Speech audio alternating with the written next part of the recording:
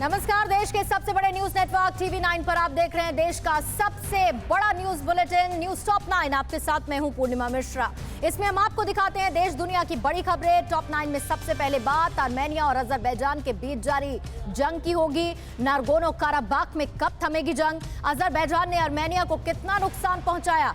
जंग में अजरबैजान पर आर्मेनिया के आरोप क्या हैं? जंग से जुड़ी हर बड़ी खबर देखिए टॉप 9 विध्वंसक महायुद्ध में। नागोर्नो काराबाख में 19वें दिन भी आर्मेनिया और अजरबैजान की जंग जारी है। जंग में अब तक 39,000 से ज्यादा लोगों की मौत हो गई। दोनों ही देश एक दूसरे के सैन्य ठिकानों के साथ ही रिहायशी इलाकों को भी निशाना बना रहे हैं। रॉकेट, मिसाइल और ड्रोन से अजरबैजान और आर्मेनिया की सेना एक दूसरे पर हमला कर रही है। अजरबैजान ने दावा किया है कि उसने आर्मेनिया के एक मिसाइल लॉन्चर बेस को तबाह कर दिया है। अजरबैजान के मुताबिक इस मिसाइल लॉन्चर बेस से आर्मेनिया की सेना नागोर्नो काराबाख में उसके रिहायशी इलाकों को निशाना बनाकर मिसाइल अटैक कर रही थी।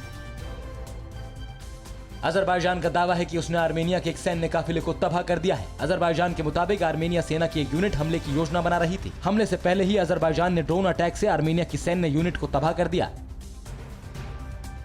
अजरबैजान आर्मेनिया जंग का सबसे विध्वंसक वीडियो सामने आया है। अजरबैजान ने आर्मेनिया के सैनिकों पर अचानक ड्रोन से धावा बोल दिया। ड्रोन अटैक के बाद जोरदार धमाका हुआ जिससे भीषण तबाही हुई और इस हमले में आर्मेनिया के 50 से ज्यादा सैनिक मारे गए। अजरबैजान की सेना पर नागोर्नो काराबाख में अस्पताल को निशाना बनाने का आरोप लगा है।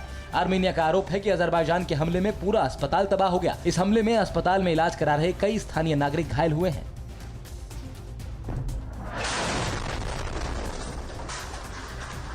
टार्टर से सामने आई ये तस्वीरें भीषण जंग की तस्दीक कराती है। आरोप है कि यहाँ अजरबैजानी स्टेट टेलीविजन के दफ्तर को आर्मेनियाई आर्टिलरी ने टारगेट कर गोले दागे। इस हमले में कई मीडिया कर्मी बाल बाल बच गए। अजरबैजान की सेना नागोर्नो काराबाख में रिहायशी इलाकों को लगातार निशाना बना रही है। आर्मेनिया का आरोप है कि अजरबैजान की सेना रिहायशी इलाकों पर ड्रोन हमला कर रही है। अजरबैजान के हमले में रिहायशी इलाकों में भारी तबाही हो रही है। नागोर्नो काराबाख की राजधानी स्टेपनकर्ट को अजरबैजान की फौज भारी हथियारों से निशाना बना रही है। स्टेपनकर्ट में लगातार धमाके सुने जा रहे हैं। यहाँ हवाई हमलों से भारी तबाही हुई है। अजरबैजान के हमलों से डरे हुए लोग शहर छोड़कर सुरक्षित जगहों पर चले गए हैं। आर्मेनिया अजरबैजान की जंग में नागोर्नो काराबाख के कई रिहायशी इलाके पूरी तरह से बर्बाद हो गए हैं। मिसाइल, रॉकेट और बारूदी हमले से रिहायशी इलाकों में इमारतें ध्वस्त हो गईं। जंग से डरे हुए लोग इन इलाकों को छोड़कर अब दूसरे इलाकों में पलायन कर रहे हैं। आज जम्मू कश्मीर को विकास का कौन सा तोहफा मिलने वाला है? कोरोना से निपटने के लिए केंद्र सरकार ने क्या बड़ा फैसला किया और देश में कहां पर भारी बारिश से लोग परेशान हुए? देश की सभी बड़ी खबरों के लिए देखिए टॉप 9 भारतवर्ष। केंद्रीय मंत्री नितिन गडकरी आज करीब 14 किलोमीटर लंबी जोजिला सुरंग के निर्माण कार्य का उद्घाटन करेंगे। इस सुरंग के बनने से श्रीनगर घाटी और लेह के बीच पूरे साल के लिए संपर्क सुविधा मिल सकेगी। परियोजना का रणनीतिक महत्व भी है। भारत ने BrahMos extended range supersonic cruise missile के सफल परीक्षण का वीडियो जारी किया है। यह मिसाइल 400 किलोमीटर से अधिक दूरी पर लक्ष्य पर वार कर सकती है। भारत ने 9 अक्टूबर को लेजर से चलने वाली टैंक रोधी मिसाइल और परमाणु क्षमता वाली हाइपरसोनिक मिसाइल शौर्य का भी सफल परीक्षण किया।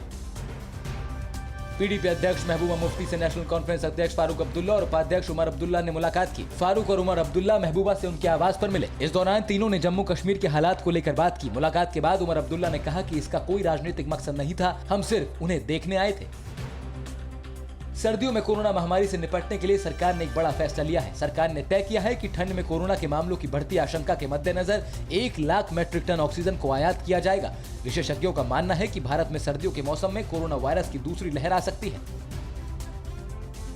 उत्तर प्रदेश के पूर्व मुख्यमंत्री और एसपी संरक्षक मुलायम सिंह यादव और उनकी पत्नी की कोरोना रिपोर्ट पॉजिटिव आई है। सांस लेने में दिक्कत के बाद जांच कराई गई थी। दोनों को गुरुग्राम के मेदांता अस्पताल में भर्ती कराया गया है। वहीं कांग्रेस और राज्यसभा सांसद पीएल पुनिया भी कोरोना से संक्रमित हो गए हैं। पुनिया गाजियाबाद के यशोदा अस्पताल में इलाज करवा रहे हैं। हाथरस कांड की जांच कर रही सीबीआई ने लगातार दूसरे दिन बुधवार को भी पीड़िता के पिता और भाइयों से करीब 6 घंटे पूछताछ की। सीबीआई की पूछताछ के बाद पीड़ित परिवार ने कहा कि हमें सीबीआई की जांच पर पूरा भरोसा है। पूछताछ के दौरान कैंप कार्यालय के बाहर सुरक्षा के कड़े बंदोबस्त किए गए। भीषण बारिश और बाढ़ से प्रभावित हैदराबाद में राहत एवं बचाव अभियान में एनडीआरएफ के साथ सेना भी शामिल हो गई है। सेना ने बुधवार को कई इलाकों में फंसे हुए लोगों को निकाला। राज्य सरकार की गुजारिश के बाद सेना ने बंदलगुडा इलाके में राहत एवं बचाव कार्य शुरू कर दिया और कई लोगों की जान बचाई। महाराष्ट्र के पुणे के अलग अलग हिस्सों में लगातार बारिश हो रही है। पुणे के इंदापुर में एक शख्स तेज बहाव में बह रहा था। लोगों ने जेसीबी मशीन की मदद से उस शख्स की जान बचाई। बारामती सहित कई इलाकों में लोगों के घरों में बाढ़ का पानी घुस गया, जिसकी वजह से लोगों को खासी दिक्कतों का सामना भी करना पड़ रहा है। आंध्र प्रदेश और तेलंगाना के बाद महाराष्ट्र के भी कई इलाकों में भारी बारिश हो रही है। मुंबई के कई हिस्सों में भी जमकर बारिश हुई। लोहर परेल क्षेत्र में मूसलाधार बारिश का वीडियो सामने आया। कोलाबा में 85 मिलीमीटर और सांता क्रूज में 66 मिलीमीटर बारिश दर्ज की गई। उत्तरी कोंकण के साथ मुंबई और ठाणे के लिए रेड अलर्ट जारी किया गया है। एयर पोल्यूशन रोकने के लिए दिल्ली सरकार ने क्या बड़ा फैसला किया? थिएटर खोलने के लिए क्या क्या गाइडलाइंस जारी हुई? मुंबई में कब से शुरू होगी मेट्रो सर्विस? दिल्ली मुंबई से जुड़ी सभी बड़ी खबरें देखिए टॉप 9 दिल्ली मुंबई। दिल्ली में प्रदूषण रोकने के लिए आज से ग्रेडेड रिस्पांस एक्शन प्लान यानी ग्रैप लागू हो रहा है। डीपीसीसी ने सभी जिम्मेदार संस्थाओं को प्रदूषण को रोकने के लिए ईपीसीए के प्लान को सही से लागू करने को कहा है। वायु प्रदूषण के खिलाफ जीरो टॉलरेंस अपनाते हुए रात में भी पेट्रोलिंग करने को कहा है। दिल्ली में बढ़ते एयर पोल्यूशन को देखते हुए दिल्ली सरकार ने आज से डीजल जनरेटर पर रोक लगा दिया है। दिल्ली प्रदूषण नियंत्रण समिति ने कहा कि पेट्रोल, डीजल और केरोसिन से चलने वाले जनरेटर को अगले आदेश तक बैन कर दिया गया है। दिल्ली के अंबेडकर नगर इलाके में एक तेज रफ्तार टैंकर ने स्कूटी को टक्कर मार दी, जिससे स्कूटी पर सवार 18 साल की लड़की की मौत हो गई। उसके पिता भी स्कूटी पर सवार थे। आरोपी ड्राइवर को गिरफ्तार कर लिया गया है और आईपीसी की कई धाराओं के तहत केस दर्ज हुआ है। पुलिस ने मामले की कार्रवाई शुरू कर दी है। दिल्ली में 6 महीने बाद आज से सिनेमा हॉल, मल्टीप्लेक्स और थिएटर खुलने जा रहे हैं। सिनेमा हॉल अपनी क्षमता के 50% सीटों के साथ खुलेंगे और हर शो के बाद पूरे हॉल को सैनिटाइज करना होगा। इसके अलावा हर शख्स को मास्क पहनकर रखना होगा। फिल्म देखते समय खाने पीने की चीजों पर पूरी तरह से प्रतिबंध रहेगा। दिल्ली में पिछले 24 घंटे में 3,324 मामले सामने आए हैं, जबकि 44 लोगों की मौत हो गई। दिल्ली में अब तक 3,17,500 से भी ज्यादा लोग कोरोना संक्रमण का शिकार हो चुके हैं, जबकि 2,89,000 से भी ज्यादा लोग ठीक होकर अपने घर जा चुके हैं। दिल्ली में कुछ दिन रुककर कोरोना की रफ्तार फिर बढ़ गई है। मुंबई में बुधवार को कोरोना संक्रमण के 2,211 नए मामले सामने आए हैं, जबकि 48 मरीजों की मौत हो गई। मुंबई में कोरोना संक्रमितों का कुल आंकड़ा 3,34,600 के पार पहुंच गया है, जिनमें 2 लाख से ज्यादा लोग ठीक भी हुए हैं। मुंबई में फिलहाल 20,790 मरीजों का इलाज चल रहा है।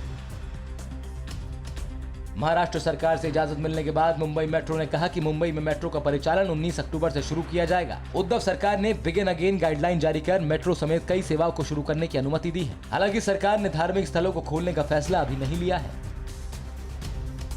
मुंबई पुलिस ने बहुमंजिला इमारत की खिड़की पर जानलेवा स्टंट करने वाले 3 लड़कों की पहचान कर ली है। इन सभी पर आईपीसी की संबंधित धाराओं के तहत केस दर्ज किया गया और पुलिस ने आरोपियों की तलाश शुरू कर दी है। पुलिस के मुताबिक ये लड़के एक स्टंट ग्रुप के सदस्य हैं। जल्द ही इन्हें पकड़कर इनके खिलाफ कार्रवाई की जाएगी। मुंबई पुलिस ने बहुमंजिला इमारत की खिड़की पर जानलेवा स्टंट करने वाले 3 लड़कों की पहचान कर ली है। इन सभी पर आईपीसी की संबंधित धाराओं के तहत केस दर्ज किया गया और पुलिस ने आरोपियों की तलाश शुरू कर दी है। पुलिस के मुताबिक ये लड़के एक स्टंट ग्रुप के सदस्य हैं। जल्द ही इन्हें पकड़कर इनके खिलाफ कार्रवाई की जाएगी। बिहार में आज कहां पर रैली करेंगे जेपी नड्डा? राहुल गांधी की रैली के लिए क्या तैयारी कर रही है कांग्रेस? और तीसरी लिस्ट में बीजेपी ने कितने विधायकों का टिकट काट दिया? बिहार विधानसभा चुनाव से जुड़ी हुई सभी बड़ी खबरें आपको दिखाते हैं टॉप 9 बैटल ऑफ बिहार में। बीजेपी के राष्ट्रीय अध्यक्ष जेपी नड्डा आज बिहार में चुनाव प्रचार करेंगे। जेपी नड्डा आज कराकट के विक्रमगंज और औरंगाबाद के गोह में चुनावी रैली करेंगे। नड्डा ने इससे पहले गया से चुनाव प्रचार अभियान की शुरुआत की थी। कांग्रेस नेता राहुल गांधी 23 अक्टूबर से बिहार में चुनाव प्रचार करेंगे। 23 अक्टूबर के बाद राहुल गांधी रोज आधा दर्जन से भी ज्यादा विधानसभा क्षेत्रों का दौरा करेंगे। कांग्रेस महत्वपूर्ण सीटों पर राहुल गांधी के साथ ही प्रियंका गांधी की चुनावी सभाओं का भी कार्यक्रम बना रही है। बिहार विधानसभा चुनाव को लेकर CPI-ML आज अपना घोषणा पत्र जारी करेगी। आज पटना के महासचिव दीपंकर भट्टाचार्य, कविता कृष्णन, राजाराम सिंह जैसे दिग्गज नेता मिलकर घोषणा पत्र जारी करेंगे। घोषणा पत्र जारी करने के बाद CPI-ML के महासचिव फुलवारी से चुनाव प्रचार की शुरुआत करेंगे। बीजेपी ने बिहार में विधानसभा चुनाव के लिए उम्मीदवारों की तीसरी लिस्ट जारी कर दी है। बीजेपी की तीसरी लिस्ट में 35 प्रत्याशियों के नाम हैं, जिनमें 6 महिलाएं भी शामिल हैं। बीजेपी ने बगहा के सिटिंग विधायक राघव शरण पांड्या, रक्सौल से विधायक अजय सिंह और बतनाहा से विधायक दिनकर राम का टिकट काट दिया है। कांग्रेस ने बिहार में मधेपुरा की बिहारीगंज विधानसभा सीट से शरद यादव की बेटी सुभाषिनी यादव को मैदान में उतारने का ऐलान किया है। शरद यादव मधेपुरा सीट से लोकसभा सांसद रह चुके हैं। शरद यादव की पार्टी महागठबंधन का हिस्सा है। बिहार में प्रगतिशील लोकतांत्रिक गठबंधन ने पप्पू यादव को मुख्यमंत्री पद का उम्मीदवार घोषित किया है। इस गठबंधन में social democratic party of India, Azad Samaj party और पप्पू यादव की जन अधिकार पार्टी शामिल है। पप्पू यादव मधेपुरा से विधानसभा चुनाव लड़ेंगे।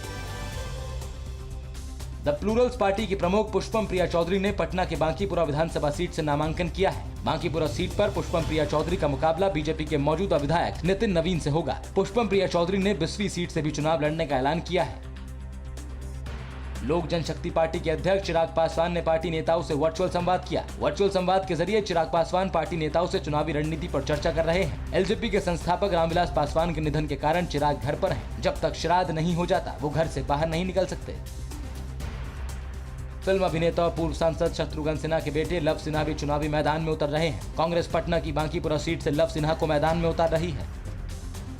न्यूज़ टॉप 9 रोज सुबह 7 बजे और शाम 7 बजे सिर्फ TV9 भारतवर्ष पर।